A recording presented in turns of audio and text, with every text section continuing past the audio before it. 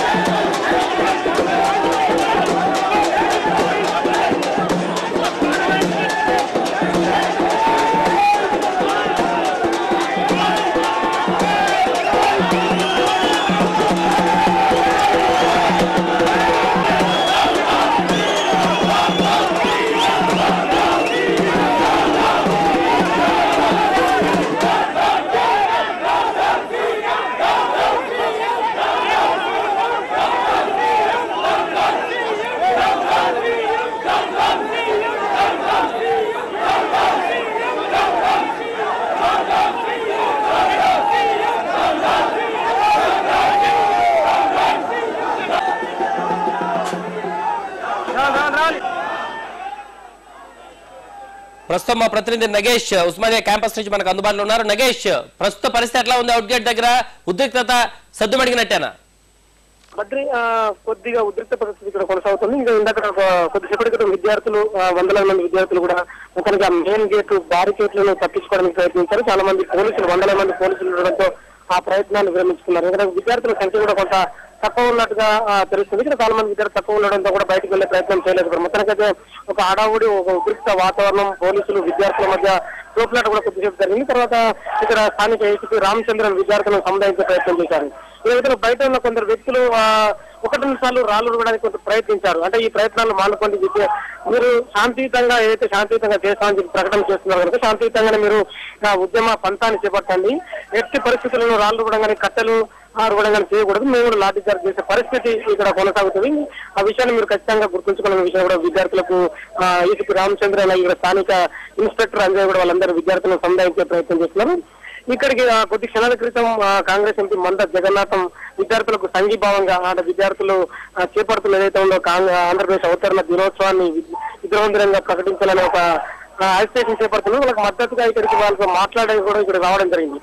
అయితే విద్యార్థులు మంద జగన్నాథంను అడ్డుకొని కాంగ్రెస్ పార్టీ తెలంగాణ రాష్ట్రాన్ని ప్రకటించాలి, ఖచ్చితంగా తెలంగాణ రాష్ట్రాన్ని ప్రకటించే వరకు కూడా మీ ఎంపీలందరూ కూడా రాజీనామా చేయాలని చెప్పి కూడా అతని పైన డిమాండ్ ఉంచడం జరిగింది. అతన్ని బయటకు పిలిపించుకున్న మీడియాతో మాట్లాడుతుంటారు. అంటే విద్యార్థులను సముదాయించే ప్రయత్నం కూడా మంద జగన్నాథం చేశారు. ఇక్కడ కాంగ్రెస్ పార్టీ గత సెప్టెంబర్ నుంచి కూడా సోనియా గాంధీ ఏదైతే పార్టీ చెప్పినట్లుగా చిదంబరం ప్రకటనకు అనుగుణంగానే తాము రాష్ట్రాన్ని ప్రకటించే విధంగా ప్రక్రియ ప్రారంభిస్తున్నారని కూడా విద్యార్థులను సముదాయించే ప్రయత్నం చేశారు. అయినా కూడా విద్యార్థులు వినకుండా ఇప్పటికీ దాదాపుగా సంవత్సరం కావస్తుంది, అయినా కూడా కాంగ్రెస్ పార్టీ మూవ్మెంట్ చేయడం లేదు. కాంగ్రెస్ పార్టీ ఎమ్మెల్యేలు కావచ్చు, ఎంపీలు కావచ్చు, ఎవరు కూడా రాజీనామా చేయకుండా ఆటలాడుతామని విద్యార్థుల ఆత్మహత్యలకు కూడా పాల్పడుతున్నారని ఒక ఆరోపణలు చేయడం జరిగింది. వెంటనే అతన్ని కొంతమంది విద్యార్థులు కూడా గో బ్యాక్ అంటూ అతన్ని వెనక్కి పంపించడం జరిగింది. ప్రస్తుతం మంద జగన్నాథం కూడా ఉస్మానియా మెయిన్ గేట్ నుంచి కూడా వెనక్కి వెళ్లిపోయారు.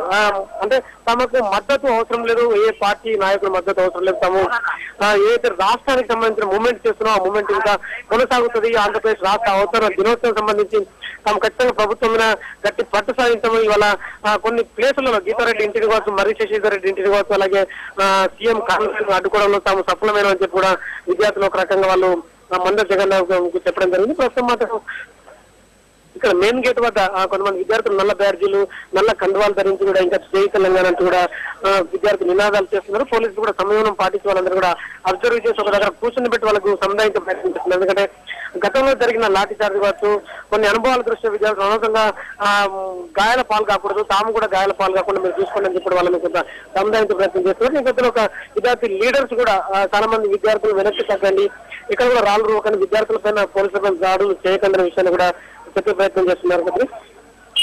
సో ప్రస్తుతానికైతే సర్ది చెప్పే ప్రయత్నాలు ఓయూ నేతల నుంచి ఇటు పోలీసుల నుంచి జరుగుతున్నట్టుగా తెలుస్తుంది. అయితే ఓవరాల్ గా పరిస్థితి పూర్తి స్థాయిలో అదుపులోకి వచ్చినట్లయినా విద్యార్థులు ర్యాలీగా కాకుండా వెనక్కి వెళ్లిపోవడానికి సిద్ధపడినట్టుగా కనిపిస్తుందా? వెనక్కి వెళ్ళిపోయేటట్టుగా వాళ్ళు సుముఖం వ్యక్తం చేశారు. అంటే పోలీసులు చెప్తున్న మాటలు కూడా ఇక్కడ వాళ్ళకి కొంత సంతృప్తి పరిచే విధంగా ఉన్నాయి. ఎందుకంటే రాళ్లు రువ్వడంతో ఇద్దరికి గాయాలైతే అనవసరంగా లాఠీ చార్జు తదనంతర పరిస్థితులు మీకు ఇంతకుముందు జరిగిన విషయం తెలిసింది. అటువంటి పరిస్థితుల నేపథ్యంలో కొంత సమయం పాటించండి. ఆ స్టేషన్ శాంతియుతంగా మీరు అంటే రెగ్యులర్ గా ప్రకటనలు చేసే విధంగా శాంతియుతంగా ఏదైతే చేస్తున్నారో శాంతియుతంగా ప్రభుత్వానికి మీరు చూపించే ప్రయత్నం చేయండి. కానీ అంతకు మించి మీరు ఉరకడం కానీ పరిగెత్తడం కానీ పోలీసులు తోయడం కానీ పోలీసుల పైన దాడులు చేయడం కానీ ఇటువంటి మూమెంట్స్ తీసుకోకుండా వాళ్ళకు ఒక రకమైన కౌన్సిలింగ్ లాంటివి కూడా ఇచ్చే ప్రయత్నం చేస్తున్నారు. ఈ నేపథ్యంలో విద్యార్థి సంఘ నేతలు కూడా చాలా మంది విద్యార్థి సంఘ నేతలు కూడా అదే విషయానికి కట్టుబడి ఉన్నారని చెప్పి కూడా బ్యాక్ సైడ్ వెళ్ళిపోయి ఇక్కడ మెయిన్ గేట్ వద్ద ఉన్న కింద కూర్చొని వాళ్ళంతా అంటే పోలీసులు గోప్యాస్తూ మిగతా రాజకీయ నాయకులు వాళ్ళు రావద్దంటూ కూడా కొంత ఇక్కడ వాళ్ళు నినాదాలు చేస్తున్నారు. Badri, thank you Nagesh. So మొత్తానికి పరిస్థితి అదుపులోకి వచ్చినట్టుగానే కనిపిస్తుంది. విద్యార్థులు ర్యాలీగా కాకుండా వెనక్కి వెళ్లడానికి సుముఖత వ్యక్తం చేసినట్లుగానే తెలుస్తుంది. లాఠీచార్జ్ వరకు పరిస్థితి తెచ్చుకోవద్దని పోలీసులు చెప్పడం, మరొక విద్యార్థి నేతల్లో కూడా గతంలో జరిగిన అనుభవాలను దృష్టిలో పెట్టుకుని శాంతియుత వాతావరణాన్ని కొనసాగించేందుకు సిద్ధపడి